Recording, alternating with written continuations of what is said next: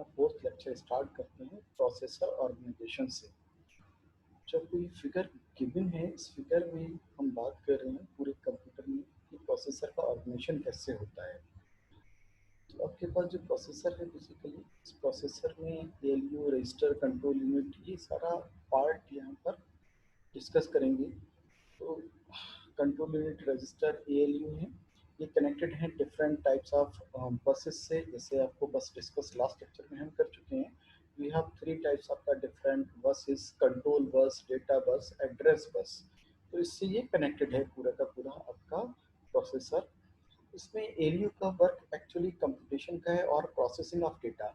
ALU जो computation होते हैं, मीन्स जो अर्थमेटिक लॉजिकल ऑपरेशंस होते हैं, ऐड करना, मल्टीप्लाई करना, डेटा को ट्रांसफर करना, all the operations done by the ALU.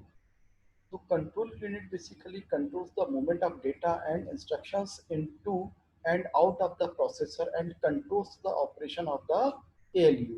जो कंट्रोल यूनिट है बेसिकली वो controls movement of data, instructions जो होते हैं प्रोसेस से इन हो रहे हैं, आउट हो रहे हैं, उनका मूवमेंट करती है, उनको कंट्रोल करती है। एएलयू की जो ऑपरेशंस है उनको कंट्रोल करती है। और छोटी रजिस्टर की हम मेमोरी दिखाई है जिसमें डेटा रजिस्टर में फास्ट मेमोरी में डेटा थोड़े ट्रांसफर करते हैं हम, ताकि प्रोसेसिंग हमारी फास्ट हो, मैच कर जाए। जो ये फिगर गिवन है बेसिकली थोड़ी सी डिटेल व्यू है प्रोसेसर की। अर्थमेटिक एंड लॉजिकल यूनिट आपके पास है, तो इसमें स्टेटस फ्लैग्स है, फिर शिफ्टर है, कॉम्प्लीमेंटर है, अर्थमेटिक एंड बूलियन लॉजिक है आपके पास। इंटरनल सीपीयू बसेस से जुड़े हैं सीपीयू के अंदर, ये कुछ रजिस्टर्स हैं, कंट्रोल यूनिट्स हैं। इसको अभी बाद में थोड़ा सा डिटेल में हम डिस्कस भी कर लेंगे। बेसिकली अर्थमेटिक लॉजिक यूनिट आपको पता ही है, सारे ऑपरेशंस के लिए होती है, जो भी सारे ऑपरेशंस होते हैं। कंट्रोल यूनिट जैसे भी डिस्कस किया था, कंट्रोल सिग्नल्स सारे के सारे जनरेट करती है एएलयू के लिए भी, और जो भी इंस्ट्रक्शंस हैं उनके लिए। रजिस्टर के आपके पास फास्ट मेमोरी यूनिट्स हैं, मीन्स मेमोरी जो रजिस्टर के अंदर स्टोर होती है वो सीपीयू की मैच कर जाती है, फास्ट मेमोरी होती है आपके comparison to the internal memory. तो बेसिकली है क्या, the data transfer and the logic control paths are indicated, including an element labeled internal processor bus. This element is needed to transfer data between the various register and the ALU, because the ALU is in fact operates only on data in the internal processor memory. तो ALU जो data basically उठाती है वो बात कर रहे हैं हम प्रोसेसर मेमोरी से। जहाँ प्रोसेसर में जो मेमोरी यूज कर रहे हैं हम, वो मेमोरी क्या आपके पास रजिस्टर मेमोरी है, इंटरनल मेमोरी है सीपीयू की, ठीक है। तो सारा इंटरनल स्ट्रक्चर जो है वो अभी डिस्कस करते हैं हम। और सीपीयू में जो बेसिकली हम चीज़ की बात करें क्या क्या वहाँ होगा, तो प्रोसेसर है, इनपुट आउटपुट मेमोरी है, प्रोसेसर यूनिट्स होंगी, एएलयू रजिस्टर, जो डेटा पाथ के थ्रू कनेक्टेड रहते हैं। बेसिक इंस्ट्रक्शन जो साइकिल है कि साइकिल कैसे सीपीयू आपका वर्क करता है, तो इंस्ट्रक्शंस फैच होते हैं और एग्जीक्यूट होते हैं, दो ही काम होगा। जो इंस्ट्रक्शंस हैं वो मेमोरी में कहीं ना कहीं स्टोर होते हैं, तो मेमोरी से पहले फैच किए जाते हैं, इंस्ट्रक्शंस लाए जाते हैं वो, और फिर उन इंस्ट्रक्शंस को एग्जीक्यूट किया जाता है आपका। तो ये आपके पास बेसिक साइकिल है। उस साइकिल को डिटेल से अगर वर्क करें, एक फ्लो चार्ट से देखो, पूरा डिटेल से देखते हैं। स्टार्ट हुआ, फेच द नेक्स्ट इंस्ट्रक्शन। जो आपका प्रोग्राम काउंटर होता है उसके पास क्या होता है कि जो नेक्स्ट अगला इंस्ट्रक्शन एग्जीक्यूट होने वाला होता है उसका एड्रेस होता है, तो नेक्स्ट इंस्ट्रक्शन आपका फेच हो जाता है। फिर उस इंस्ट्रक्शन को डिकोडर आपका लगा होता है, उस डिकोडर से हम डिकोड करते हैं कि इंस्ट्रक्शन एक्चुअली है क्या, इंस्ट्रक्शन क्या कह रहा है। इंस्ट्रक्शन कह रहा है कि ऐड करना है, कि मल्टीप्लाई करना है डेटा को, जो भी इंस्ट्रक्शंस हैं उसको हम डिकोड करके सीपीयू समझ लेता है। उसके बाद में चेक करता है कि कहाँ पे कुछ ऑपरेंड्स की रिक्वायरमेंट तो नहीं है इसे, अगर नहीं है तो सीधा उनको एग्जीक्यूट करता है, स्टॉप हो जाता है, एग्जीक्यूशन की साइकिल में चला जाता है। बट अगर ऑपरेंड्स की रिक्वायरमेंट है तो वो ऑपरेंड्स को फेच करता है। ऑपरेंड्स फेच होते हैं तो ये पूरा का पूरा एक फेच साइकिल का ही पार्ट है। जब ऑपरेंड्स फेच हो जाते हैं उसके बाद फिर वो इंस्ट्रक्शंस एग्जीक्यूट होते हैं। यहाँ हम बात करते हैं single bus organisation of a processor. Processor बहुत डिफरेंट टाइप्स के होते हैं, आपको भी पता है। जैसे अभी भी आप सिस्टम जो खरीदते हैं, आपने देखा आपके सिस्टम में i3, i5, i7 प्रोसेसर हैं आपके पास। हम इनिशियली प्रोसेसर की बात कर रहे हैं, ये सिंगल बस ऑर्गेनाइजेशन है प्रोसेसर का। इसमें डिफरेंट जो जुड़े हुए रजिस्टर्स हैं, कंट्रोल यूनिट्स हैं, सबकी हम बात करते हैं धीमे धीमे। सबसे पहले है पीसी। एक आपको इंटरनल प्रोसेसर बस दिख रही है, ये प्रोसेसर की इंटरनल बस है। इंटरनल बसेस पर पूरा डेटा ट्रांसफर होता है। बस अभी भी इस इंटरनल बस के वो 3 पार्टी होंगे जो हम पहले पढ़ चुके हैं। मीन्स इस बस में आपके पास कंट्रोल लाइन्स होंगी, डेटा लाइन्स होंगी और एड्रेस लाइन्स होंगी। अब सबसे पहले आपको पीसी लिखा दिख रहा है लेफ्ट हैंड साइड में और ऊपर पोजीशन पर, और ये बोथ डायरेक्शन में है बस से कनेक्टेड। तो बोथ डायरेक्शन का मतलब है बस से डेटा ट्रांसफर कर सकते हैं प्रोग्राम काउंटर में। पीसी मींस प्रोग्राम काउंटर, और प्रोग्राम काउंटर से we can transfer data to the internal processor बस।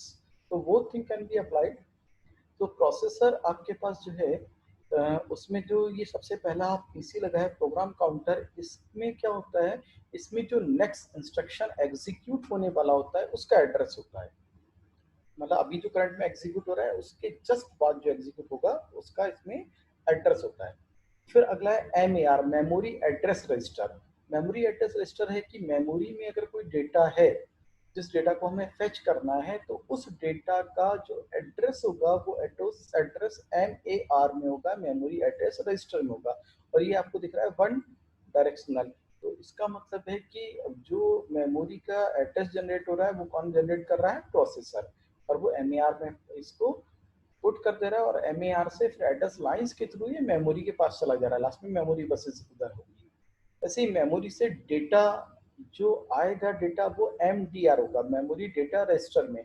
ये बाई डायरेक्शनल है। बाई डायरेक्शनल से जो इंटरनल प्रोसेसर बस है ये डेटा को एमडीआर में ट्रांसफर भी कर सकती है, और एमडीआर से डेटा इस बस पर भी ट्रांसफर किया जा सकता है। तो दोनों काम यहाँ हो जाएंगे। नेक्स्ट है आपके पास बाई। बाई एक जनरल रजिस्टर है, उस रजिस्टर में डेटा प्रोसेसर से डेटा यहाँ पर रजिस्टर में आ जा रहा है। ठीक है। इसके बाद है आपके पास मल्टीप्लेक्सर। मल्टीप्लेक्सर में एक कांस्टेंट वैल्यू है और एक सिलेक्ट लाइन है इसकी देख रहे हैं। तो सिलेक्ट लाइन है आपके पास, और बाई से डेटा आ रहा है और एक कांस्टेंट वैल्यू। तो सिलेक्ट लाइन 0 होगी या 1 होगी। तो जो 0 पर एक या तो बाई को सिलेक्ट करेगा या फिर कांस्टेंट कोई भी एक वैल्यू दे रखी है उस वैल्यू को ये सिलेक्ट कर लेगा। ऐसे ही 1 पर तो 0 या 1 दो ही सिलेक्शन लाइन, 0 1 पर किसी एक वैल्यू को सिलेक्ट करेगा, या तो वाई को या फिर कांस्टेंट वैल्यू को। ठीक है।